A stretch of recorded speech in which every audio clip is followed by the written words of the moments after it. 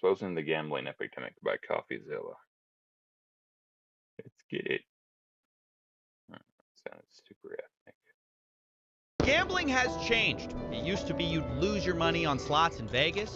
This is just kind of a weird, almost notion of mine. I don't even know if it's true, but like I feel like gambling, like excessive gambling, is kind of on the same level as like really bizarre fashion, in that it almost seems like indicative like of a hyper decadent or disconnected society.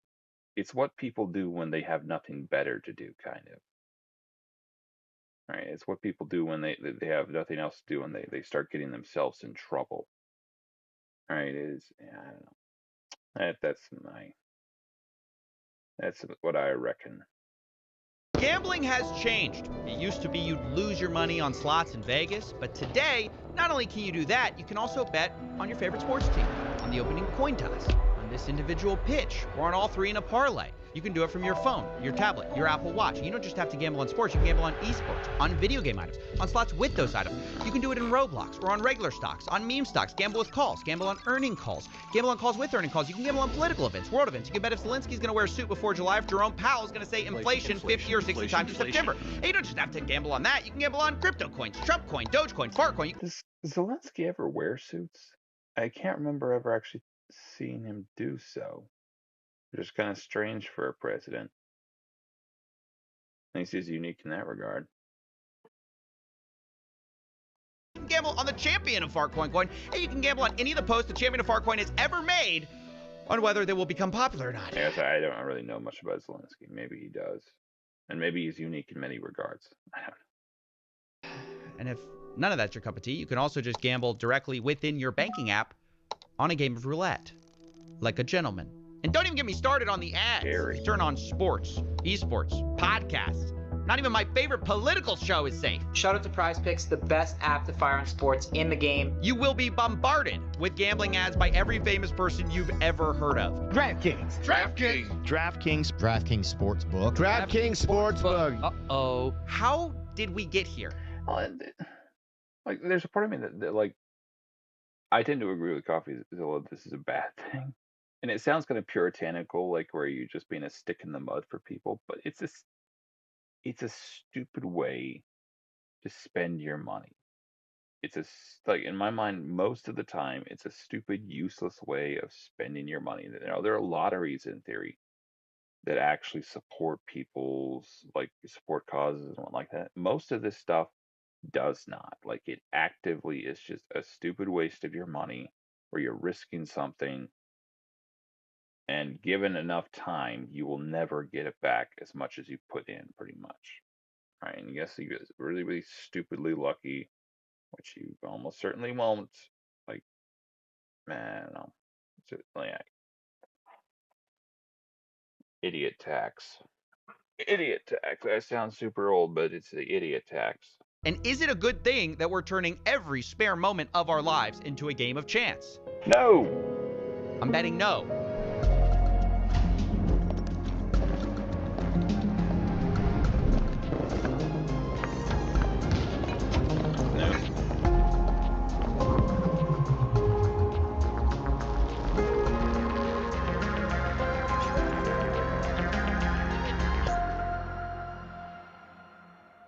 Imagine being able to build an app with your name on it, just by thinking about it. Meet Base 44, a complete Carthibular. That's what I would know. But literally, that was just like some stupid word that had floated into my head the other day. I don't even think it's actually a word. We're going to make it one, though. I'm going to come up with a definition for that at some point. Carthibular. Carthibular. Carthibular. Spelled with a C. C-A-R, yeah. I think it sounds kind of funny. I mean, there's probably some like phonetic equivalent in some language somewhere, but I don't think it's an English word that exists. I don't think there's any word that exists that's that. There are three things responsible for gambling becoming more mainstream, but the first and biggest trend is simply the mainstream becoming... Weirdly, Parthenaeus was another one. And literally, I think I was sleeping at some. I don't know if I was sleeping or almost sleeping or something. That was actually Parthenius. He was actually a poet, ancient Greece. I think he wrote like funeral lays. Uh, never actually read his poetry, but yeah, very, very bizarre. More like gambling. See, Silicon Valley learned a decade ago that gambling mechanics are incredibly good for user retention, so they put them everywhere. Let's say you're shopping online. Well, now you can spin a wheel to unlock prizes. Or if you're playing video games, you can open a loot box, get some randomized items. You can even use those items as virtual. All right, moving up the doomsday timeline. We're all doomed. Let's just end it all now. Currency in a casino we've made a 3-part series about. Or maybe you don't have a problem with loot boxes for adults, but we've also put them in kids' videos. I honestly don't like loot boxes in games generally. Well, I mean, technically, even chests are, you don't have to pay for them, but obviously, it's like a randomized item that's spawning into that. But the notion of like spinning the wheel and then you can buy these spins and like it's one thing I wish they would like. Forza Horizon is maybe a great example of this. And it's the only one I can really think of that would do that. Maybe there's others. There'd probably be others that I've played that have done something similar, anyways. But I hate that kind of mechanic. Or they, at least in theory, I think they would. I think a part of it is that they would almost offer you a chance to like pay to win by doing this stupid stuff, and it feels skeevy. Whole mechanic seems skeevy. I don't know. Think it improves the gameplay loop or makes people really want to get into the game. If there's just an easy way past it and past every obstacle, if you just spend some money and buy this item that, yeah, I don't know, not my cup of tea. Video games, because got to start them young. Roblox is the largest game for minors, and they are stuffed with randomized loot boxes. But even if that's fine for you, what about the third-party websites which, against TOS, allow full gambling based on a kid's game? And yes, there are actual kids gambling on these apps. Right, I just won a bit of profit there. I had 200 Robux. No, I had 200 Robux in profit, 100 Robux in profit, but I lost them. But I had 50 Robux and I lost it, and I thought I got 50 Robux again. So on this, mine's on a Robux World, what I'm gonna do is buy 40. That's like super messed up. That in particular, they should get on. Like kids games. Crates now. No, not 40 crates, but like 44 crates. Somehow in particular, like there's kind of a visceral reaction we have when people are predatorizing children, and I think it's appropriate given the way like society's kind of set up, where like that's perhaps like children are the most potentially corruptible. Maybe that's why, I don't know, but like this this in particular, they need to deal with that. Roblox, I don't know if you guys have ever looked into that a lot, but there's been some weird crap on there. Like there's like a lot of pedophiles going on and stuff. Like, so if you have kids, do not let them play that stuff. Maybe just, I don't know, in general, don't let them play. Don't let them talk to people online, or at least adults, anyways. That looks good. Let's go.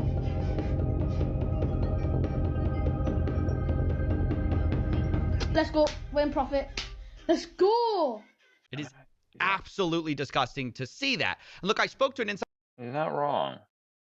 Who worked on this website, Roblox Wild, before it got shut down. He shared data which claimed they made $5,000 a day, or roughly $2 million a year. Thankfully, this website got shut down, but third-party gambling sites still persist because copying casinos makes a ton of money. And that's why we've been putting it into everything, including our politics. Prediction markets are the answer to the question of what if we could YOLO on election results and world events. The biggest websites are Polymarket and Kalshi, which have exploded in popularity during the American election cycle. I have been seeing, I think I've been seeing like advertisements for Kalshi over the place, all over the place. Yeah. But it isn't just major events that attract bettors. I was recently asked to investigate whether this was a suit that Zelensky was wearing.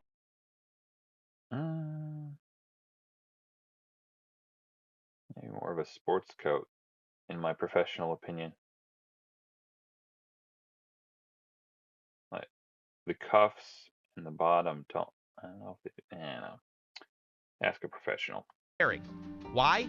Well, the prediction market had bet $200 million in betting volume on this bet, and some of them were really mad that they decided, no, this is not a suit, I guess. Whether you think it is or not, the volume of betting here is insane. And one reason for that is because these companies are exploiting loopholes that allow betting even in states where normal gambling is illegal. Because these companies say they're not a casino, so they don't fall under the same rules, which is why late stage capital. No. instead of having to be 21, you can now gamble at 18 on prediction markets. And while there have been legal challenges to this, both of the major companies, Kalshi and I feel like it's only a matter of time before like lawmakers start to catch up with it. It's like it's kind of one of those things where people already realize it's a problem, so it's only a matter of time before it starts getting legislated the crap out of. Yeah, it's gonna be interesting to see. Yep. Polymarket have recently brought on the president's son as an advisor, making it hard to see how they're gonna be meaningfully regulated. I'll put the low.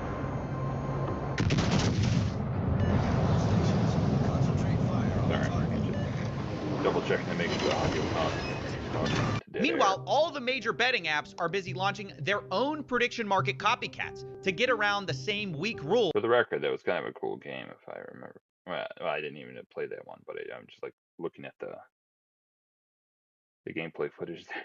It seems kind of interesting. Be interesting to find it. Like there was a naval game. Forget it. It has nothing to do with what we're talking about here. That we still have regarding betting. And don't even get me started on the other loopholes that are out there. Have you ever heard of the TikTok have recently brought on the president's son Kalshi names Donald Trump Jr. Well, that's as an advisor, making okay. I kind of want to. She and Polymarket have recently brought on the president's son. There's a frame in there I want to use. This thumbnail video. Sorry. Son as an advisor, making it hard to see how they're going to be meaningfully regulated. Meanwhile, but at the moment, I'm too small for anyone to actually do that to me, probably. Oh, look at that one. Perfect. No, I don't think I'll use that one. I think I'll use that one. Let's see. All the major betting apps are busy launching their own prediction market copycats to get around the same weak rules that we still have regarding betting. And don't even get me started on the other loopholes that are out there. Have you ever heard of the TikTok of sports wagering? This is Cheddar. We're building the TikTok of sports wagering. Legal in 20 more states than DraftKings. Accessible for 18 to 21-year-olds. Live, in-game, micro. Well, that's a weird way of saying it. Accessible by 18 to 21-year-olds. Would you just say accessible for people from 18 and up? Because obviously it's not illegal for people over that age. Well, that's just a weird way of wording it. Betting. Swipe to predict every moment of every play. I'm going to stop you right there. If you missed it, Cheddar is a new startup trying to combine DraftKings, TikTok, and Tinder features into one app. And one of the things they brag about is they're allowing 18 to 21-year-olds as a competitive edge. Guys, can you believe the untapped market of teenagers for gambling? Now, to be fair, Cheddar has not launched yet. Admittedly, it's not a bad idea. Teenagers are idiots.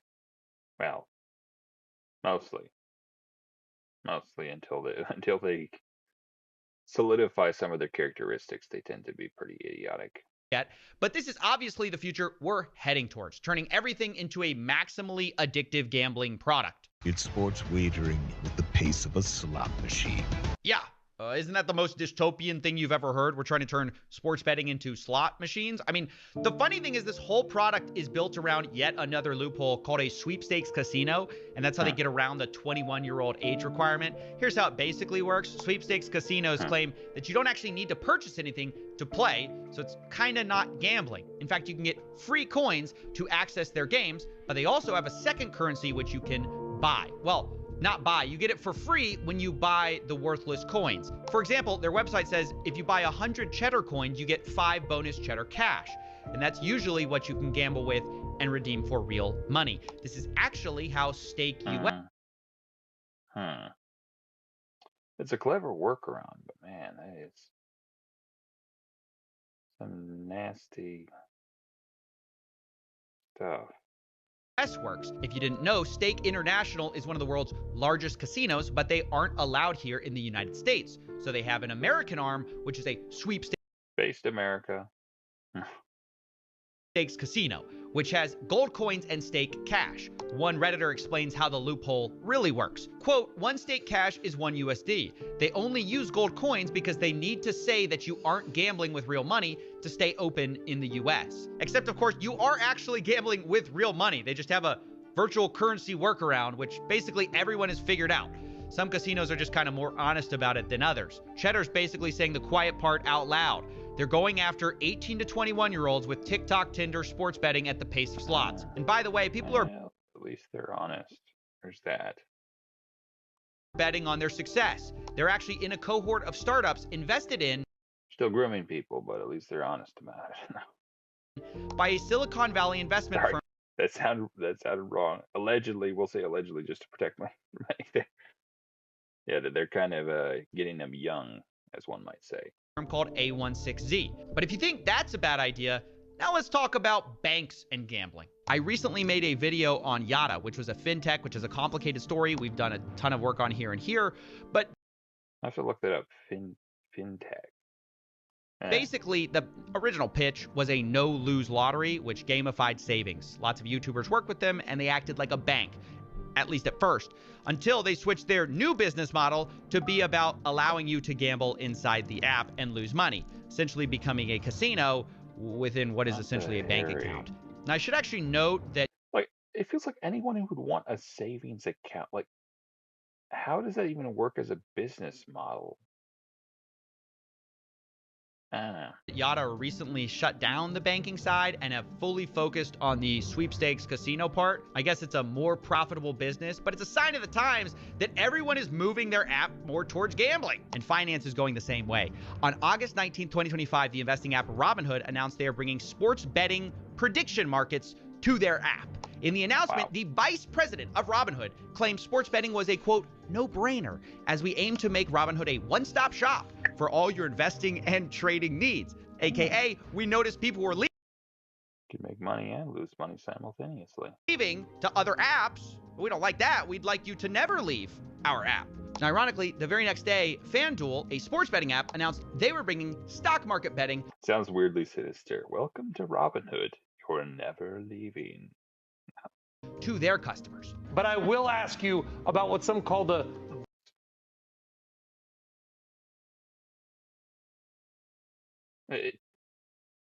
Like, just not to make fun. Maybe he's got something that makes his face like that. I don't know, but it looks like an unhallowed degree of joy or some sort of grimace going on there. I don't know. gamification of markets. Why this move? Why FanDuel? Why now? For us to have a partner like FanDuel and be able to have 14 million accounts on day one, I'm not becoming a casino, contrary to popular opinion. I didn't buy a casino. These are markets that will be offered to the general public, and we think is massively exciting of what it could do. And you couldn't have a more perfect image of how finance is embracing the casinos and vice versa. Actually, correction, you can have a more perfect image because after I wrote this, the New York Stock Exchange's owner invested $2 billion into Polymarket. So actually, this is the perfect image of where we are. And a result is a lot of young people now see the stock market as kind of more like a betting market. The most popular group See, like know, on some level, there's something to be said there, but I think your odds on the stock market are generally speaking better unless you're like leveraging something probably or playing some very fast and loose. Generally speaking, unless the company actually goes out of business, your value of the thing you buy will almost never go to exactly zero. And at least in stock markets, again, like with some lotteries that they help charities. With stock markets, you're putting money in to the economy that's helping some company be financed or something like that, right? The whole notion with gambling is that it provides almost no value. You're playing the odds for no commensurate, like it's not useful really. There's a part of me like you could ask yourself like what sort of job would you be happy with?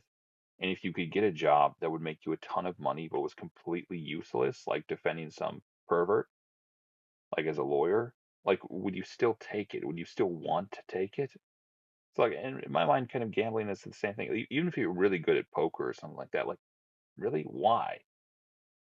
Why would you not want to do something that maybe makes you less, but is at least useful to society? And I don't know. It's maybe the people like the making money part. They'll make the money and then they'll do the right thing. Then they'll help people. I don't know. Yeah, crazy world, crazy times. On Reddit is personal finance with about 21 million followers.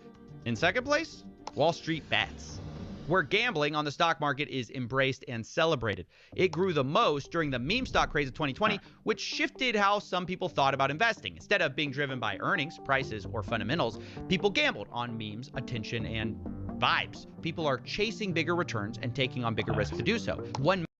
Blame Elon Musk. I just remember Dogecoin was a whole thing where he would tweet about Dogecoin and it would react very like very connectedly, not concurrent, connected to his ideas about it, I think. And there's a lot of that going on at one point, I think. Measure of this is the amount of debt people are taking out to invest. Margin debt is at an all-time high of $1 trillion, which even on an inflation-adjusted basis is near all-time highs and up 5x over the last few decades. Not only I'm assuming that's a type of investment. that, the rapid growth of zero-day options by retail traders is also a telltale sign. It's grown 5x in volume over 5 years, showing that people are trying to gamble more. Zero-day options are the stock trader equivalent of red or black at the casino. Fast action, massive wins or losses on a single day. But if the stock market is America's casino, then meme coins are basically the back alley bookie who will break your legs. Bigger price swings, faster action. Meme coins are even more degenerate than meme stocks and pump and dump usually within a single day. Among the people who trade these, So, meme coin would be a subset of cryptocurrency, right? Pump.fun is the leading destination as the one-click launchpad. Anyone can make a meme coin in seconds, and there is no value in it other than the expectation that someone might be more foolish than you and buy at a higher price than you did. And of course, it's one of those things where it feels like when you start to focus on form over function, stuff almost always goes wrong. Like it's easy to argue with form, it's hard to argue with function. Like the notion of like it is the notion of form, the idea of a thing or whatever, like if it lacks substance, forget it. That makes no sense. Forget about it. of course, Pump.fun is happy to take a cut and make most of the money. Most No, but I think that the notion, like, I don't know, where the thing lacks any sort of substantive value in and of itself, I feel like that is, it's always dangerous messing with that sort of thing in investment.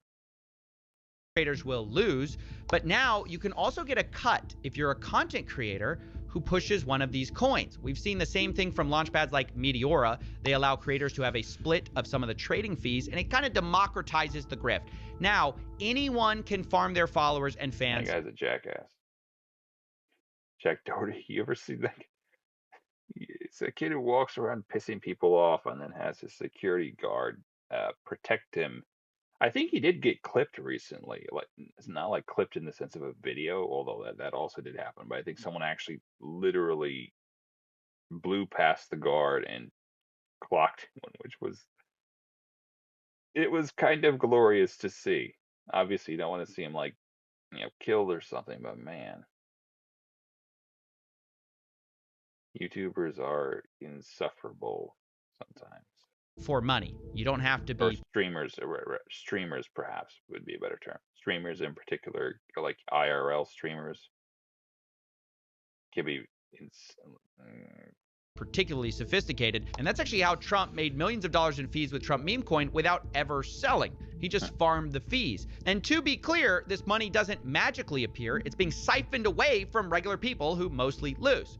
It creates a sad ecosystem where most creators are racing to the bottom for attention to get their audiences to pump their worthless coins, leading to a predictable spiral where most are scammed.